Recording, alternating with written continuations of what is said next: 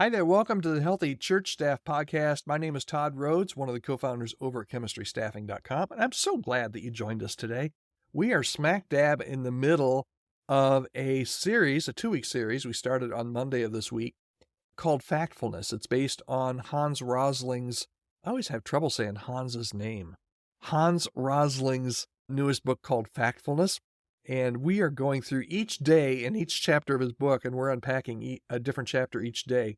Hans talks about a different instinct that we as human beings have. And so far this week, if you've missed any of these, go back and listen. I think you'll really enjoy and find these to be encouraging and insightful for you. But on Monday of this week, we talked about the gap instinct. And then on Tuesday, we talked about the negativity instinct. Yesterday, we talked about the straight line instinct. And today, we're going to be talking about the fear instinct. And this instinct at its core is our tendency to overestimate risks and dangers, particularly those that trigger some of our primal fears. Now, I know you might be saying, Todd, how does this relate to the church? And Hans's book is not necessarily written from a Christian perspective, or definitely not a church perspective. So, Todd, what does this fear instinct, how does this rear its head into the church? Isn't faith supposed to conquer fear? And yeah, absolutely, that's true. But the fear instinct really isn't about a lack of faith. It's more about our human tendency to be drawn to the dramatic and the sensational and the scary. And in the church context, this can manifest itself in a lot of different ways. We might fear the doctrine, or not the doctrine, we fear the decline of traditional values. We might fear the rise of secularism. We might fear the threat of persecution. We might worry about safety in our buildings. We might worry about the impact of negative media. We might even worry about the potential for conflict within our own church. And some of us are really prone to have a lot of fears, and it's understandable. We live in a broken world, and some of our churches are not healthy. But while this is understandable, these fears can really distort our perspective, and they can hinder our ability to move forward in our faith and in our leadership. It can actually, let me put it this way, it can be downright paralyzing. And it can lead us to risk aversion and a reluctance to try new things or step outside of our comfort zone.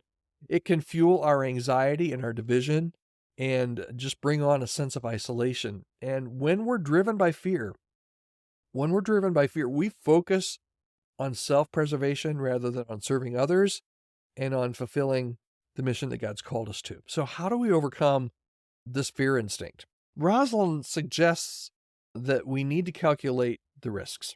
Okay, now this doesn't mean becoming cold and calculating, but it does mean just take a step back and evaluating situations, not just knee-jerk, but a little bit more objectively. It means looking at the facts. It means considering the likelihood of different outcomes and making informed decisions based on evidence rather than on our fear. And in the church, can I tell you this? And this is hard.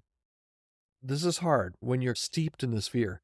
It means facing our fears head on. It means having really honest conversations about the challenges that we face. It means that we need to conquer our fears by seeking out some reliable information. And it means developing strategies that help us address these challenges proactively rather than reactively. It also means reminding ourselves that God has promised to be with us, and His presence and His power are there to overcome any fear or any obstacle. Our God is greater than any fear or any obstacle that we see in our way. So here's your bottom line. The fear instinct is a natural part of being human, but it doesn't have to control us. And we can choose to face our fears. We can choose to evaluate risks objectively and to move forward in our faith.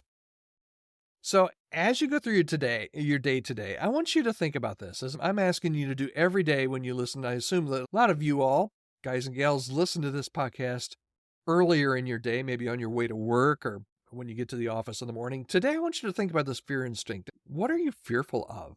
Identify those fears and seek out some reliable source of information. Look that fear right in the eye and say, okay, here's how I'm going to handle this fear today. This fear has had a grip on me for the last week, the last month, the last years, I'm going to develop some strategies. I'm going to be proactive and try to address those. And I'm going to turn this over to God and put my faith and trust in Jesus, and remember that he's promised that he's never going to leave us. He's never going to forsake us. He's bigger than any kind of fear or challenge that we have in our personal lives or in our ministry today.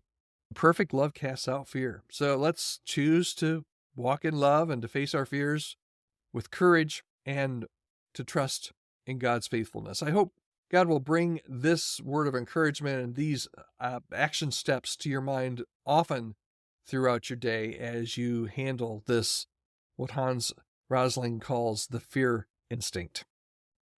I hope this has been encouraging to you. I hope you're enjoying this series. I'd love to hear your feedback. You can reach out to me anytime, podcast@chemistrystaffing.com. And if there's any way that I can help your church or you personally, particularly in the area of staffing, hiring, any kind of staff-related consulting, I'd love to hear from you. Just reach out to me anytime, podcast@chemistrystaffing.com. And I hope you'll join us again tomorrow. We will be here again on the Healthy Church Staff Podcast. Have a great day.